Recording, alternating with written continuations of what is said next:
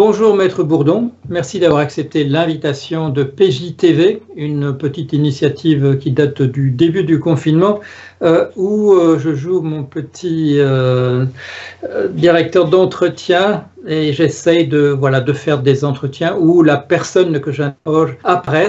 Souvent, j'essaye de faire apparaître peut-être un jour un peu inattendu, d'autant que certains que j'interroge me disent « j'aime pas du tout la manière dont on m'interroge d'habitude ». Et donc voilà, je vais te proposer quelques questions. Dire d'abord en quelques mots qui tu es. Tu es un avocat, tu es connu pour ton intervention dans des choses qui font l'actualité. Et aussi récemment qu'il y a 6 jours, le 10 juin, il était question de toi à propos de l'inculpation de policiers qui avaient framed, je ne sais pas trop comment on dit en français, qui avaient piégé un bénévole à Calais, M. Tom Szyokowski, et tu as fait apparaître la vérité dans une affaire où cette personne qui essaye d'aider les migrants qui attendent en général vainement de se rendre au Royaume-Uni, essaie de traverser. Tu peux dire, avant qu'on parle d'autre chose que tu as fait, tu peux dire 2 mots de cette affaire? Oui, bien sûr. D'abord, merci Paul Jorion de m'avoir invité dans cette initiative citoyenne. Cette affaire elle est assez emblématique, d'abord parce que sur ce territoire de Calais, chacun a le souvenir d'images de violence, des conditions dans lesquelles les camps ont été évacués, d'atteinte à la dignité des migrants. Et évidemment, on ne doit pas oublier que le travail des policiers est forcément difficile, complexe, mais il y avait toujours une incapacité des associations, des militants de faire établir la réalité des violences policières subies, soit par les migrants, soit par justement des associatifs comme mon client Tom Szyokowski.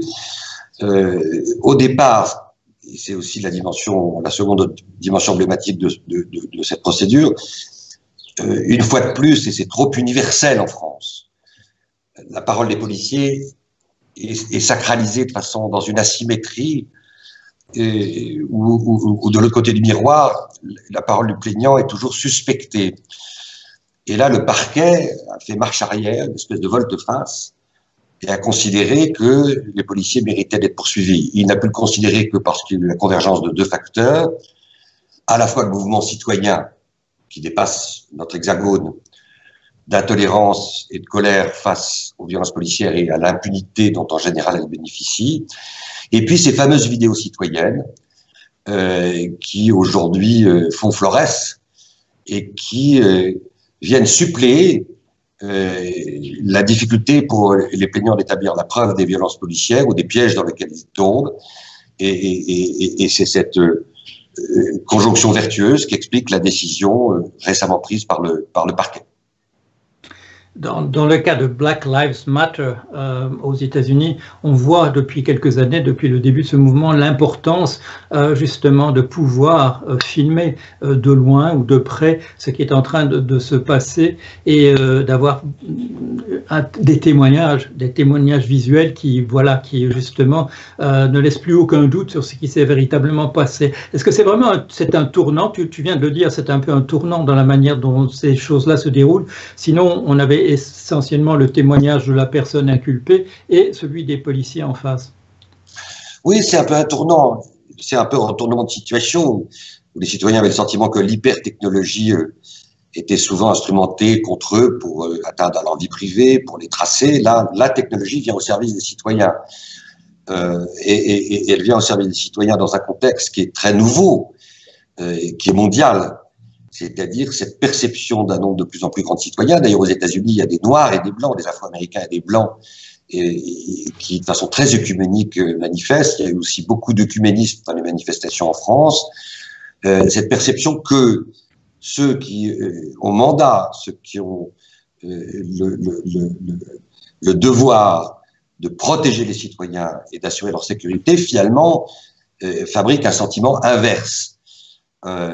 Et c'est cette colère, elle jaillit évidemment de ce paradoxe, alors même que les citoyens, notamment en France, mais également aux États-Unis, dans bien des pays, ont le sentiment qu'il y a une espèce de protection institutionnelle de fait ou de droit des policiers quand ils commettent des abus de droit qui n'est plus tolérable. J'ai l'avocat de la famille Chouviat, ce jeune livreur qui est mort après avoir subi une clé d'étranglement qui a provoqué des dégâts irréversibles en janvier 2020 sur son larynx et ensuite une chaîne causale résultant notamment du fait qu'il a été plaqué sur le ventre. Il y a une instruction qui est en cours. On attend une accélération d'instruction prochainement.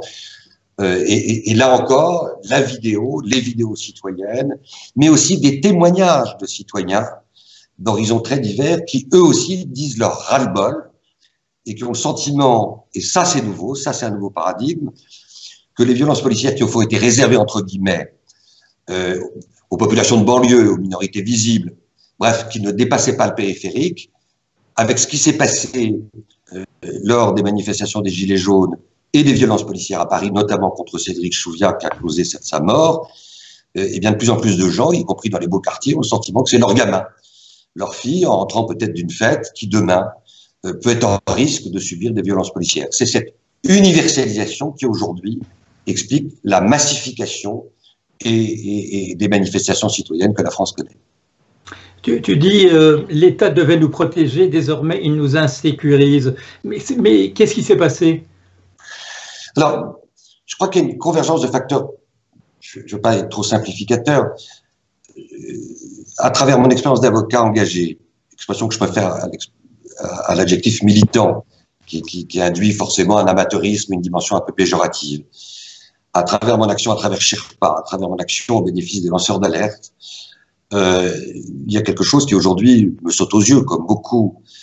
Jamais les citoyens n'ont le sentiment que les grands intérêts publics n'avaient été autant menacés.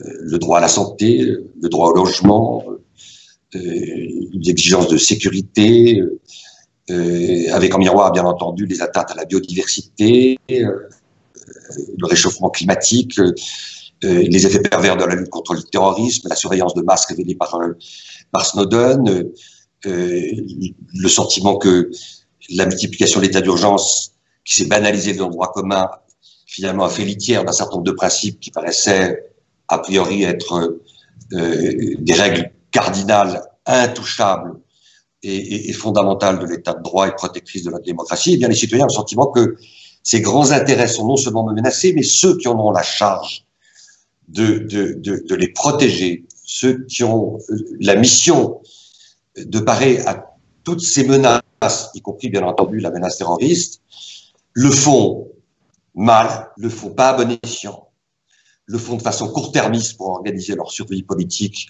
et parfois à coup d'électoralisme et de mesures démagogiques, le font au prix d'une restriction des libertés sournoises et latentes, et c'est ce télescopage entre l'universalisation d'un sentiment de risque au pluriel qui s'aggrave, se complexifie, et le sentiment que ceux qui devraient avoir la responsabilité de protéger dans toutes ces dimensions les citoyens, eh bien, révèlent leur incompétence, leur cynisme, avec évidemment toutes les logiques de bouc émissaire qui sont activées par les populistes, l'Europe et d'autres. Eh bien, ça explique à la fois les effets d'aubaine dont se sont saisis les populistes, ceux qui attisent la peur et l'effroi et l'inquiétude pour mieux la braconner à leur profit, et ça attise évidemment des expressions citoyennes parfois très radicales, dont on peut craindre que parfois elles bourgeonnent en violence urbaine, et c'est une crainte aujourd'hui que beaucoup de services français et de services européens ont, et ils guettent tous les signes éventuellement de ce qui pourrait être éruptif aujourd'hui, demain, dans nos cités. Donc on est dans un moment, à mon sens, extrêmement crucial, dans un moment carrefour pour notre histoire collective, pour notre démocratie, pour notre état de droit, et la transition est trouvée pour te dire, Paul, bien entendu, que à ma mesure, modestement, nous essayons ici avec nos équipes et puis les ONG que j'anime de faire du droit un instrument pour parer à ces menaces, pour trouver des remèdes aux dommages qu'elle fabrique, avec évidemment parfois des grands moments de découragement, des moments d'enthousiasme, des moments de fierté, mais un sentiment de montagne russe très fort qui scande aujourd'hui toutes nos activités. Est-ce que c'est parce que tu perçois un danger de dérive encore supplémentaire, de démission encore plus poussée de l'État dans sa mission qui était celle de l'intérêt général? Est-ce pour ça que tu remets en question l'usage qui est fait du terme de terrorisme? Une des expressions de cette dérive a été indiscutablement, puisque je défends des jeunes gens qui reviennent de Syrie ou des jeunes gens qui sont poursuivis pour association de malfaiteurs en relation avec les terroristes. J'avais défendu il y a quelques années les petits Français de Guantanamo, peut-être tu t'en souviens. Une des expressions, c'est l'effet d'aubaine qu'a représenté le terrorisme pour des pouvoirs et des régimes en panne de crédibilité, en panne d'efficacité. La façon dont François Hollande s'est rué pour faire voter l'état d'urgence en est pour moi une illustration à la fois dramatique et terrible, comme la façon dont il s'est rué pour inventer des modalités d'élargissement de la déchéance de nationalité, une tâche sur son mandat terrible. Il l'a reconnu lui-même. Donc, effet d'aubaine, comme pour Bush, qui après les attentats du 11 septembre 2001, se rue pour lancer une opération en Irak dont on voit aujourd'hui tous les effets sismiques absolument catastrophiques, se rue pour imposer aux parlementaires américains un renforcement de la législation qui aujourd'hui subsiste et qui donne des pouvoirs parfois illimités et sans contrôle judiciaire aux services secrets américains. Effet d'aubaine parce que les politiques, la conséquence mécanique d'un politique qui se sent en risque de ne pas être élu et qui voit la confiance érodée, c'est évidemment de prendre des postures martiales, des postures viriles, de viriliser son action. Et quoi de mieux pour viriliser son action que d'incarner celui qui va protéger par tout moyen et sans concession, en étant impitoyable, l'ennemi de l'extérieur, le terrorisme, et maintenant on en voit des nouvelles déclinaisons, l'ennemi de l'intérieur, l'ennemi de l'intérieur, notamment ceux qui sont perçus comme tels malheureusement par une fraction trop grande de notre population, les migrants, dont l'assimilation d'ailleurs avec le terrorisme a trouvé une place funeste dans certains travaux parlementaires. Donc effet d'aubaine, oui, le terrorisme a été un effet d'aubaine et a permis aussi insidieusement de contaminer le droit commun en introduisant une législation qui a participé à une déjudiciarisation de notre espace public, en donnant des pouvoirs excessifs à l'administration, où le Conseil d'État se réduit à une instance qui, a posteriori, est convoquée pour essayer d'apprécier si les mesures prises ont été mises en œuvre de façon proportionnée ou pas. C'est un combat que nous avons poursuivi pendant toute la mise en œuvre des différents états d'urgence, et contamination qui se nourrit de la banalisation. C'est-à-dire que la démagogie entraîne la banalisation entraîne et permet la contamination, et la contamination, c'est l'usage de l'état d'urgence contre les militants qui manifestaient pendant la COP 21, contre les militants qui manifestaient contre la loi de Myriam El Khomri. Donc une espèce d'extension qui se fait à bas bruit et qui pollue progressivement notre démocratie, notre État. Tout ça, c'est dans un cadre, bien entendu, un cadre juridique qu'a lieu cette dérive. Mais tu dis, le droit est un outil. Comment est-ce que tu utilises alors cet outil dans le cadre d'une institution qui évolue et qui évolue avec en parallèle avec une évolution dans la manière dont nos dirigeants conçoivent le rôle de l'État? Alors peut-être une petite marche arrière. Quand j'étais secrétaire général de la FIDH, il y a plus de 20 ans, donc il y a 25 ans, que j'avais été à New York participer aux travaux préparatoires qui ont conduit à l'adoption du statut de Rome, le statut de la coopération internationale. Il y a eu à ce moment-là une bascule, c'est-à-dire que les États se sont rendus compte que la société civile commençait à se professionnaliser, à se techniciser, et qu'elle avait compris que la posture de l'indignation, la déclamation, la dénonciation reste nécessaire, mais était incroyablement stérile par rapport à la complexification des enjeux, et qu'il fallait donc que les activistes du monde entier préemptent l'outil juridique, et il y en a eu une mise déclinaison sur l'argent sale, la fraude fiscale, la politique de développement en Afrique, la lutte contre la corruption. On a vu l'irruption depuis 30 ans dans un nouveau paysage de grandes ONG qui maintenant sont plus ou moins entendues, parfois hypocritement, parfois convoquées dans les grandes enceintes internationales, mais qui participent un peu plus, pas suffisamment, à la fabrication de la décision publique, et qui sont aussi une espèce qui sont un mandataire mondial de cette indignation, de cette colère, de ceux qui ne supportent plus le sentiment d'être méprisés, d'être humiliés. Et donc, c'est naturellement que, après avoir quitté la FIDH, j'ai créé l'association Sherpa, considérant que, après que le XXe siècle a été le siècle d'une grande bascule, c'est-à-dire où les grands crimes de sang, le génocide, les crimes contre l'humanité allaient être poursuivis par une justice mondiale qui bégaye, qui n'est pas suffisamment universelle, qui est insuffisante, qui est parfois trop politisée, mais qui avance dans un mouvement irréversible. Le XXIe siècle sera le siècle de la lutte contre les grands crimes économiques, c'est-à-dire les crimes financiers, les crimes contre l'environnement, les crimes contre la biodiversité. Et cette intuition, elle a été confortée, encouragée, d'une certaine façon par ceux qui en avaient le plus à craindre, c'est-à-dire au même moment, les entreprises du monde entier ont compris que pour retrouver la confiance du consommateur et face au risque réputationnel que les consommateurs pouvaient éventuellement fabriquer, il fallait qu'elles développent une gigantesque doxa planétaire, faisant croire qu'au fond, le marché, les grands acteurs du marché étaient les mieux placés pour nous sauver.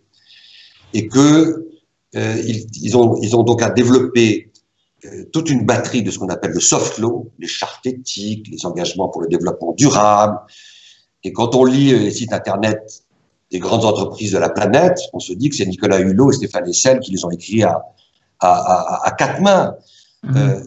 Mais tout ce soft law a été aussi une stratégie parfois très cynique, pas simplement pour amadouer les consommateurs et éventuellement les fonds de pension éthiques, mais aussi pour éviter le hard law et pour parfois sous cap et dans les corridors de Bruxelles ou de Strasbourg ou de Washington mener une guerre terrible pour faire en sorte que le législateur renonce à instaurer des normes plus strictes, des normes qui impliquent, qui fabriquent le risque judiciaire, car au fond, je le vois bien à travers tout ce que nous avons fait ici depuis des années, ce que ne supportent pas les acteurs du marché, c'est le risque judiciaire.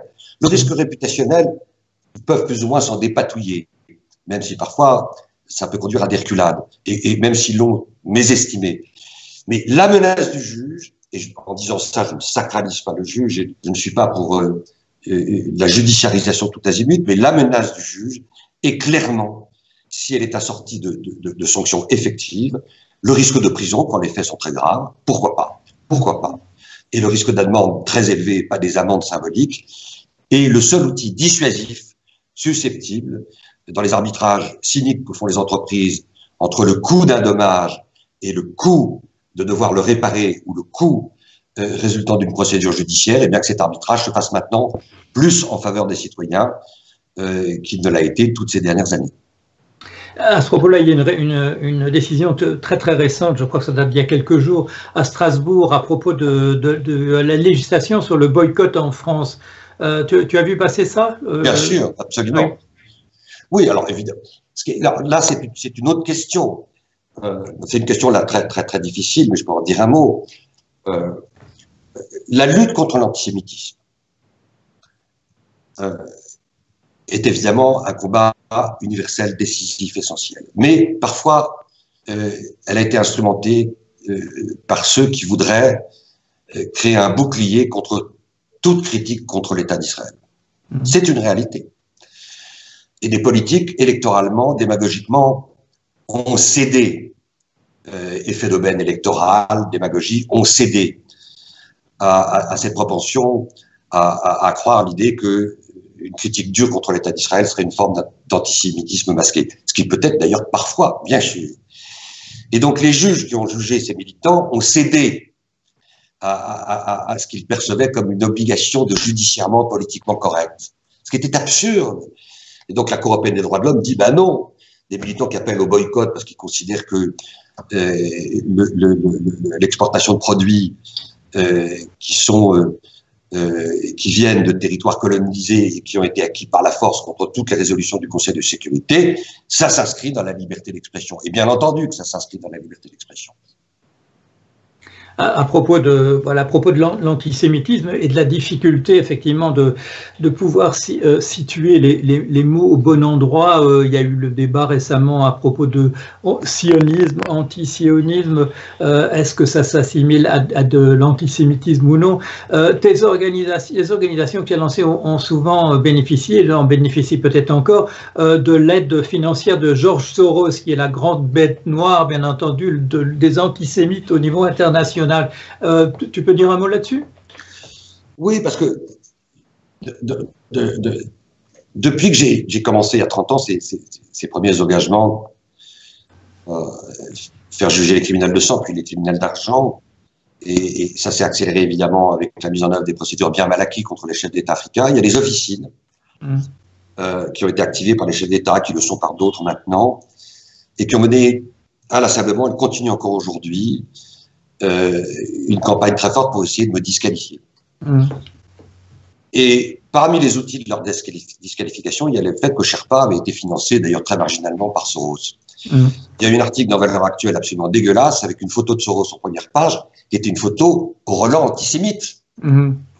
Et donc ça renvoyait à cette espèce d'idée qu'a ce grand financier Soros, qui, en aidant la société civile après la chute du mur de Berlin, il a joué un rôle considérable pour permettre à toute une nouvelle élite républicaine, après la chute du mur, de participer à la reconstruction de la démocratie en finançant des ONG à travers le monde, au fond était un facteur de déstabilisation.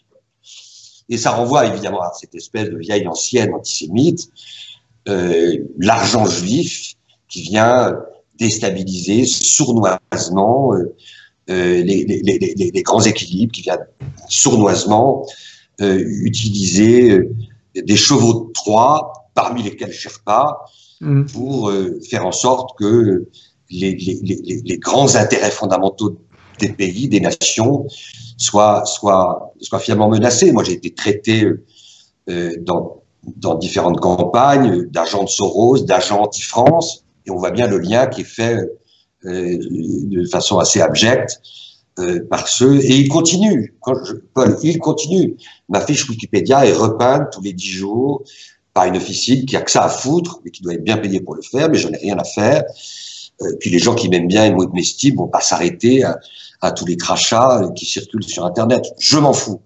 Je m'en fous, ce qui ne veut pas dire que je sois indifférent, mais je veille éventuellement à corriger ce qu'il peut y avoir de plus insupportable. Mais je sais une chose, ils ne s'arrêteront jamais. C'est une chose que nous avons en commun, la guerre autour de la notice Wikipédia. J'ai la chance que j'ai des notices Wikipédia aussi en anglais et en allemand qui sont jusqu'ici indemnes. J'aurais peut-être pas dû le mentionner parce qu'ils vont peut-être s'en donner à cœur joie. Je vois aussi qu'il y a un terme qu'on nous applique à toi et à moi et qu'on applique à très peu d'autres personnes, c'est imposteur. Quand on regarde Jorian sur l'internet, des gens me disent la première chose qu'on trouve c'est imposteur. Ça, et je n'ai jamais compris à quoi ça renvoyait. C'est quoi ce mot imposteur à ton avis? Moi, je crois qu'il y a tout un vieux monde qui ne supporte pas l'idée d'être responsable et d'être redevable. Dans ce vieux monde, il y a le monde patriarcal qui ne supporte pas MeToo et qui utilise l'excès de MeToo pour en refuser les conséquences, c'est-à-dire un nouveau paradigme qui, comme à toi, comme à moi, évidemment est essentiel, c'est-à-dire que cessent les abus sexuels contre les femmes, que cesse l'impunité et que, évidemment, les femmes aient la capacité de retrouver avec une totale plénitude, l'exercice de leurs droits à parité, à égalité, partout où c'est possible, de l'intime au collectif. Et bien, dans la lutte contre la corruption, il y a eu aussi cette espèce d'engeance qui fait que ce vieux monde, dans lequel il y a des logiques patriarcales. Tu sais, Paul, les femmes à Beyrouth qui ont manifesté dans les grandes manifestations citoyennes disaient il faut mettre à bas les violeurs comme les corrupteurs. Elles mettaient, c'était un élément de langage nouveau, elles mettaient dans le même sac les deux. C'est-à-dire que ces logiques de domination et de soumission. Bien, ce vieux monde ne supporte pas ceux qui essayent de porter des convictions, mais des convictions au sens camusien, pas sartrien, je veux dire des convictions confrontées à la complexité du réel, des convictions sans oublier aussi, c'est pour ça que je ne suis pas sartrien, la puissance de l'amour ou la puissance de la beauté. Et il faut les discréditer, ces gens-là. Il faut les discréditer. Et moi, j'ai été accablé de noms d'oiseaux dans des audiences où des avocats en face de moi, des robes noires, comme ça, m'ont éreinté en disant et vous allez entendre Maître Bourdon qui ne va pas vous parler de droit, il va vous parler de vertu, il va vous parler de bien public, c'est l'agent du bien. Et donc, derrière tout ça, c'est un imposteur. C'est un imposteur, c'est un bonimenteur. C'est l'exaspération de ceux qui ne veulent pas, qui ne supportent pas l'idée que chaque citoyen aujourd'hui, plus que jamais qu'hier, sans doute, porte maintenant une part de responsabilité pour faire en sorte que le monde ne se désagrège pas et qu'on fasse en sorte de ne pas le laisser en fumée ou en lambeaux à nos petits-enfants ou nos arrière-petits-enfants. Ça me convient tout à fait, cette définition que tu donnes de l'imposteur. L'imposteur aujourd'hui, dans la bouche, bien entendu, d'un certain nombre de personnes. Tu as évoqué MeToo. Qu'est-ce que tu penses de ce terme de féminicide? Il y a un débat en ce moment autour de ce terme. Écoute, je suis partagé, parce que à la fois, il y a des circonstances aggravantes qui sont prévues dans le code pénal quand un meurtre intervient entre conjoints. Et donc, les outils juridiques sont là. Maintenant, il y a eu une telle carence d'un certain nombre d'institutions de notre pays, une telle mésestimation de la gravité des alertes lancées par des femmes qui, si elles avaient été prises en compte, peut-être ne seraient pas mortes. Et je comprends de ce point de vue la colère absolue des familles quand elles ont vu l'inertie avec laquelle ces alertes étaient traitées. Qu'à nouveau, dans une espèce de bascule un peu démagogique, à l'issue des travaux de Grenelle qui ont été initiés, qui étaient évidemment une bonne initiative, on s'est rué pour dire il faut maintenant incorporer dans le code pénal. Je suis pas fan, moi, de l'empilement et de la juxtaposition chaque fois que l'État dessille les yeux sur ses propres impérities et ses propres carences. C'est pas en empilant des nouveaux concepts ou en prévoyant de nouvelles infractions que nécessairement le ménage sera fait et que toutes les conséquences seront tirées des graves lacunes et des graves carences avec lesquelles les risques que certaines femmes subissent dans le huis clos conjugal ont été traités. Pour moi, c'est pas un sujet essentiel. Si jamais le féminicide, ça ne serait que l'habillage sémantique d'un article qui existe déjà dans le code pénal. Ça me paraît une histoire plus politique que juridique. D'accord. Dans la conversation sont déjà venues plusieurs allusions aux cours internationales. À quoi servent aujourd'hui, dans un combat comme le tien, à quoi servent les cours internationales? Il faut distinguer deux, parce qu'il y a des cours, on dira peut-être un mot, qui sont les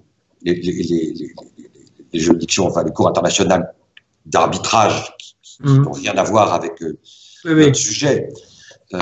Marginalement. Après le tribunal de Nuremberg, qui était une justice de vainqueur, et avec la peine de mort, qui évidemment n'entache pas le verdict de Nuremberg, mais doit nous rappeler à quel point l'universalisation de l'abolition doit rester un combat absolument essentiel.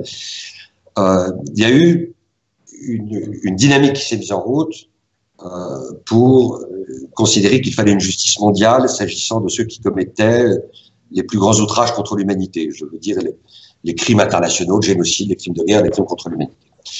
Ça a pris un temps fou, il y avait la guerre froide, qui a tout bloqué, bien entendu, il fallait un accord avec les Russes.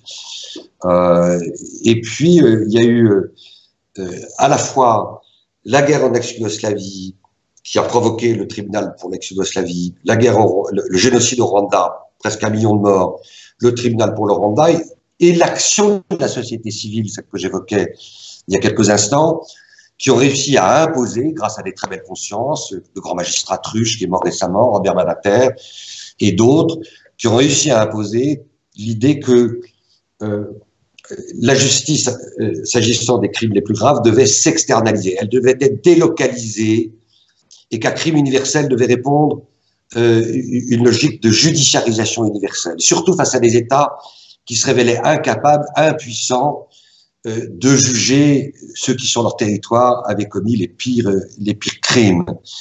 Et donc, moi, j'ai participé à ce mouvement quand j'étais à l'FIDH, j'ai beaucoup participé à la promotion de la Cour pénale internationale. Elle ne reste pas suffisamment universelle, pour des raisons qui tiennent au verrou que les États ont voulu inscrire dans le marbre de son statut. C'est-à-dire qu'elle n'est compétente que pour des crimes commis sur les territoires d'un État parti, ou des crimes commis par un État dont l'auteur a la nationalité. Les plus grands pays de la planète boycottent cette Cour. Les États-Unis, la Russie, la Chine, la majorité des pays arabes, Israël, l'Inde. Et ce sont dans ces pays, ou à l'instigation de ces pays, que se sont commis, se commettront malheureusement demain, sans doute, les plus graves crimes. Et donc, cette Cour s'est concentrée sur l'Afrique. Parce que l'Europe et la France ont dit aux pays africains, vous voulez notre aide publique, vous voulez l'aide de l'Europe, ratifiez le statut. Et donc, un certain nombre de pays se sont retrouvés, après avoir ratifié le statut, à être évidemment les premiers destinataires des demandes d'enquête de la Cour pénale internationale, ce qui a fait dire à certains pays africains que la Cour était une nouvelle forme de néocolonialisme judiciaire dans une démagogie qui aujourd'hui, malheureusement d'ailleurs, ne manipule plus beaucoup de citoyens africains, mais encore. Et puis, il y a eu un deuxième mouvement qui était de dire il faut dupliquer ce qui s'est passé pour le génocide, crime contre l'humanité, pour l'hyperterrorisme, Daesh. La définition des crimes contre l'humanité telle qu'elle existe dans le statut permettrait d'ailleurs, à mon sens, à la Cour pénale internationale de juger l'hyperterrorisme, mais comme les victimes sont essentiellement des victimes européennes, eh bien, les juges européens sont compétents pour juger des crimes commis par Daesh sur leur territoire, puisque je rappelle que la compétence de la Cour pénale internationale est une compétence subsidiaire par rapport à la compétence des juridictions nationales, à l'envers de la compétence des tribunaux pour l'ex-Yougoslavie et le Rwanda, qui est une compétence principale. Donc, évidemment, on peut toujours rêver ensemble, Paul. Est-ce qu'on ne le verra pas, ni toi ni moi? Est-ce que dans 30 ou 40 ans, il y aura un tribunal international qui jugera les grands crimes contre l'environnement, des grands crimes financiers, de la grande corruption internationale? La corruption internationale est devenue un crime international dans la Convention de Mérida. Les crimes contre l'environnement deviennent de plus en plus des crimes internationaux, parce qu'ils ont un impact international et parce qu'ils sont perçus comme universels. Est-ce que il va y avoir ce saut qui serait un saut quasi épistémologique et qui conduirait à ce qu'on a accepté de faire pour les crimes de sang, on accepte de le faire pour les crimes d'argent? Ça va être évidemment horriblement difficile et compliqué. Les résistances seront absolument gigantesques. Et je suis pas tout à fait sûr qu'un jour notre humanité soit le témoin de cette duplication qui, pour l'instant, reste une vieille lune. Est-ce que c'est alors à la société civile de prendre l'initiative? Je pense à des choses comme le comité Russell, par exemple, dont voilà, le public comme moi imagine que ça a eu des conséquences. Voilà, moi, tu parles là de tribunaux d'opinion auxquels j'ai participé avec Stéphane Hessel. Les tribunaux d'opinion ont cette formidable vertu de tuer le silence sur des crimes, de fédérer des sociétés civiles parfois découragées, et d'éviter l'amnésie. Mais elles n'ont rien de judiciaire. Rien de judiciaire. Mais elles peuvent participer évidemment à cette mécanique que j'évoquais il y a quelques instants. Mais juste l'occasion, Paul, de dire que ce qui est très spectaculaire dans la mise en œuvre de la responsabilité des sociétés, et tu sais à quel point Sherpa a été en avant dans l'adoption de la loi sur la vigilance en mars 2017, c'est que nous, on travaille sur un certain nombre de dossiers où tu as des grandes multinationales qui ont adopté des plans de vigilance, qui sont vertueuses jusqu'au bout des ongles, qui sont exemplaires, mais dont on détecte que derrière des sous-filiales, après un entrelac capitalistique d'une complicité extrême, elles laissent ou elles encouragent la commission de crimes à l'envers de leurs engagements dans une logique qui reste l'obsession de certains managers, pas de tous. Certains commencent peut-être à se dire que ça peut être rentable d'être vertueux finalement, au bout du compte. Mais ça c'est accepter une logique long-termiste qui est un peu aux antipodes de la logique court-termiste qui est celle du retour sur investissement. Mais le monde change, on le voit. Je rencontre des capitaines d'industrie formidables, mais d'autres restent très Dr Jekyll et Mr Hyde, d'une main très vertueux et de l'autre continuant à engraisser les actionnaires des produits, des crimes qu'ils combattent sur leur site internet. Est-ce qu'on arrivera véritablement un jour à protéger les lanceurs d'alerte? René Cassin dit l'utopie est une vérité prématurée, qui est une jolie phrase. Bon, sur les lanceurs d'alerte sur lesquels j'ai été avec d'autres, à des pionniers il y a 15 ou 20 ans, je suis assez ému quand même de me souvenir de l'état dans lequel nous étions il y a 15 ou 20 ans. Indiscutablement, il y a eu une prise en compte de la contribution, pas simplement au débat public, mais à la connaissance de graves scandales et de graves crimes, y compris par les États eux-mêmes, de l'action des lanceurs d'alerte. Ils commencent à être mieux protégés. La loi Sapin 2 n'est pas suffisante, il faudra qu'elle s'adapte. La France a jusqu'à fin 2021 pour le faire, à la directive européenne qui recommande d'élargir la protection des lanceurs d'alerte, par exemple aux ONG. Ici, un exemple très récent. J'ai créé à Dakar, à Johannesburg et à Paris une plateforme de protection des lanceurs d'alerte. On a aidé les lanceuses d'alerte en Afrique du Sud qui ont fait tomber Zuma, on a exfiltré des lanceurs d'alerte de différents pays d'Afrique centrale qui étaient gravement menacés, on a révélé des grands scandales, etc. Aujourd'hui, nous sommes sous la menace, je ne peux pas en dire plus, sous la menace d'un des plus grands voyous de la planète et qui menace de déposer plainte contre nous ici ou là. Si la France avait accepté, comme l'Europe le recommandait, d'élargir la protection des lanceurs d'alerte aux ONG, on serait mieux protégé. Si Antoine Deltour, que j'ai fait acquitter, LuxLeaks, qui a révélé un secret de Polichinelle, l'optimisation fiscale au Luxembourg, que j'ai fait acquitter après une bagarre judiciaire de 2 ans, si Antoine Deltour, qui est français, avait lancé l'alerte le jour où la France avait déjà intégré les dispositions qui sont dans la loi Sapin 2, s'il avait été poursuivi en France, non seulement il n'aurait pas pu être poursuivi, mais il aurait été célébré. Donc, tout ça pour dire que la protection est en train de s'universaliser. Seulement 6 pays sur 54 en Afrique, c'est évidemment très peu. Là où les lanceurs d'alerte sont menacés de leur intégrité physique. C'est pour ça que j'ai décidé d'abord de créer cette plateforme en Afrique et après, ensuite, sans doute, en Amérique latine. Mais comme toujours, Paul, tu sais autant, sinon mieux que moi, le voleur s'adapte aux gendarmes.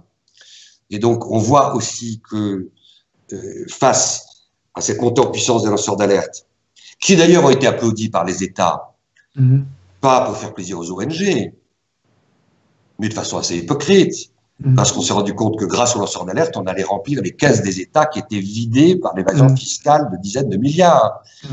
Et que 2 scandales sur 3 à Londres, qui ont révélé les plus grands scandales financiers, provenaient des lanceurs d'alerte. Et ils ont été d'une contribution formidable pour permettre à nos finances publiques de se porter mieux.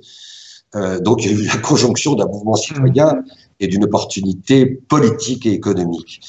Mais il reste tellement de trous noirs dans la mondialisation financière, tellement de pays où les lanceurs d'alerte risquent une balle dans la tête s'ils brisent la loi du silence, qu'il va rester des effets d'aubaine malheureusement de plus en plus complexes, de plus en plus sophistiqués, de plus en plus difficiles à traquer pour ceux qui voudront se mettre à l'abri de la révélation de leur forfait. Au moment où Edward Snowden est apparu dans l'actualité, j'ai aussitôt fait un billet où j'ai dit les États-Unis se sont trouvés leur Nelson Mandela. Alors, la question qui se pose à nous, c'est comment le fait-on sortir maintenant de prison? Parce que pour que Mandela devienne véritablement Mandela, il a fallu quand même qu'on lui rende sa liberté. Alors, d'abord, je voudrais dire un mot à propos d'Edouard, que j'ai visité plusieurs fois à Moscou, et de dire que cet homme est absolument magique. Il est magique parce que ce qui fait son extraordinaire universalité, c'est pas simplement sa très grande intelligence, mais aussi c'est sa très grande humilité. Il est à l'envers de certains lanceurs d'alerte qui parfois tombent un peu dans le piège de la boursouflure et de l'exposition médiatique. Il a ouvert les yeux, on sait, sur un système de surveillance planétaire qui nous impacte tous. Et même Angela Merkel s'est rendu compte, grâce à lui, que son portable était écouté. Il n'y a pas d'issue pour lui aujourd'hui. Pour l'instant, les portes sont fermées. On travaille avec un groupe d'avocats internationaux. Je ne peux pas en dire plus pour des raisons évidentes. Je pense et j'espère que le temps et l'histoire seront son allié, ses alliés. Je pense que la France a raté le coche de façon absolument lamentable en ne l'accueillant pas. François Hollande aurait pu avoir la possibilité pour essayer de rehausser un mandat qui était pour le moins terni, de faire un geste magnifique. Obama avait bien gracié Chelsea Manning quelques mois avant son départ de la Maison-Blanche. D'autres pays européens auraient pu le faire. Un jour viendra où il sera accueilli comme l'extraordinaire héros qu'il est, le personnage hors norme intimement et dans sa dimension publique et collective. Mais pour l'instant, oui, nous sommes plutôt dans un sentiment d'impasse. J'ai regardé l'interview qu'il a donnée il n'y a pas très longtemps sur MSNBC et j'avais le sentiment, j'étais épaté qu'un homme de son âge ait une stature d'homme d'État à ce point-là. J'ai pensé à Jefferson, Hamilton, j'ai pensé à tous ces grands pères fondateurs des États-Unis. Nous approchons de la fin. Un mot sur l'affaire Karachi, peut-être? Alors, l'affaire Karachi, bon. Il y a une judiciarisation depuis 30-40 ans des grands délits financiers en France, l'appel de Genève. Il y a eu des fiascos judiciaires aussi retentissants, liés aussi parfois à un empressement qui n'était pas toujours suffisamment professionnel d'un certain nombre de juges, donc tout de suite on s'est emparé pour dire vous voyez bien ce que ça donne. C'est toujours la même ancienne. Les excès des plus belles causes sont instrumentalisés par ceux qui en plus à en redouter. L'affaire Karachi, moi j'ai été l'avocat des deux femmes qui ont témoigné au départ. Les deux blondes, disait-on dans certaines rubriques parisiennes, les deux traîtresses, les deux salopes même, j'avais entendu. Mais bon, ces deux femmes qui avaient été tellement éreintées, humiliées par la loi masculine dans sa version la plus méprisante et la plus cynique, évidemment, qu'elles avaient raconté un certain nombre de choses. D'ailleurs, il faut que chacun se souvienne que la grande majorité des faits qui sont révélés aux juges financiers, évidemment, il y a des lanceurs d'alerte, mais proviennent de femmes ou de compagnes qui ont été humiliées, de collaboratrices ou de collaborateurs qui ont été licenciés avec des crachats. Ces gens-là payent le retour de l'humiliation qu'ils font subir aux autres. Alors, sur le verdict, on va me prononcer, c'est dans l'histoire judiciaire française une nouveauté, ce quantum de peine ferme. Mais la seule chose que je peux dire, c'est que moi, je ne suis pas, évidemment, et je ne peux pas être, pour un nivellement par le bas, c'est-à-dire pour considérer que la prison devrait être la sanction à rechercher systématiquement pour les infractions les plus graves. Je fais partie de ceux qui militent pour la dépénalisation dès que c'est possible, pour que les prisons se vident tellement elles sont une école de crime. Mais, face à des délinquants financiers, dès lors que les juges ont la preuve qu'ils ont agi de façon régulière, systématique, en manquant à toutes leurs obligations, tous leurs mandats, spécialement quand ils avaient le mandat de protéger et d'incarner l'intérêt général, avec des logiques parfois d'enrichissement, qu'il y ait des peines de prison de ferme dans certains cas, ça ne me choque pas. Ce sont des peines qui sont prononcées beaucoup plus habituellement qu'en France, en Angleterre, en Allemagne, dans bien des pays européens. Donc il y a là sans doute un étiage, un équilibre qui est en train de se trouver dans la jurisprudence française, sur lequel il faudra être attentif. Il faut éviter aussi le judiciairement correct qui parfois se paye de la violation d'un certain nombre de principes. Mais voilà le commentaire que je pouvais faire. Il y a quelques jours, j'ai eu une chance extraordinaire. On m'a demandé de donner un cours sur les grands courants de l'anthropologie. Et je me suis dit, tiens, je vais enfin pouvoir refaire mon vrai métier. Est-ce que tu arrives, toi, à faire ton vrai métier de temps en temps? Ouais, écoute, tu me donnes l'occasion d'une phrase de conclusion. Oui. J'ai jamais trouvé qu'il était aussi indispensable d'être un avocat engagé qu'aujourd'hui. Et je n'ai jamais trouvé que c'était aussi difficile. Mais c'est sans doute, ça m'est devenu sans doute plus facile parce que, d'abord, j'ai la chance, par mon itinéraire personnel, par mes valeurs, par mon histoire familiale, j'ai la chance de n'être dupe de pas grand-chose, et certainement pas de moi-même, d'avoir beaucoup d'humour, et de considérer que la complexité est une obligation d'humilité et de professionnalisme à chaque seconde. Et puis enfin, tout ça n'aurait pas été possible sans avoir été, comme je l'ai été, accompagné dans ma vie personnelle, et aimé, entouré par 3 enfants merveilleux. Je pense qu'il n'y a pas d'engagement possible s'il n'y a pas non plus de grand épanouissement dans sa vie intime, et c'est ce que parfois, malheureusement, des grands personnages publics engagés oublient au prix parfois de leurs engagements et de leur vie intime. Ça me fait penser à cette discussion entre Victor Hugo et son fils qui l'a rejoint donc à Jersey. Et le fils dit, bon, bah, c'est une affaire de quelques semaines, de quelques mois. Et le père dit, non, non, ça durera beaucoup plus longtemps que cela. Et son fils lui répond, eh bien, dans ce cas-là, je traduirai Shakespeare. Alors, je crois que c'est ça que les enfants peuvent faire pour nous, c'est dire des choses de cet ordre-là. Merci beaucoup, William. Merci beaucoup, William Bourdon. Je te signale simplement qu'à 18h, en première sur YouTube, notre entretien apparaîtra là et les gens pourront le voir avec un compte à rebours et un roulement de tambour. Merci encore. Merci, Paul. À bientôt. Bonne journée. Toi aussi.